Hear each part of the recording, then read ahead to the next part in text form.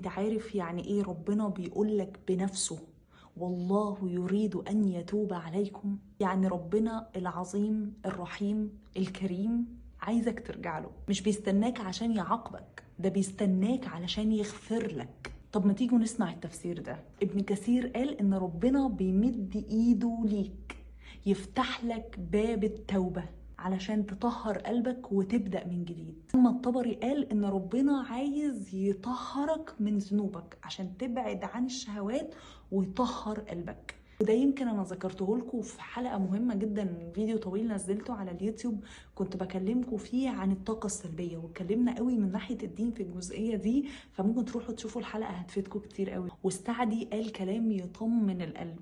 ربنا مش بس عايز يتوب عليك، لا ده بيسهل لك الطريق كمان، يعني بيديك الفرصة ويلين قلبك ويساعدك تلاقي الطريق.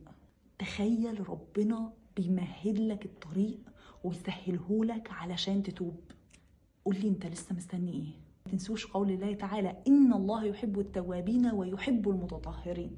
انت مستني ايه؟ باب التوبة مفتوح، ارجع وتوب واستغفر بسرعة، ربك مستنيك. وما تنساش قول الله تعالى والله يريد ان يتوب عليكم.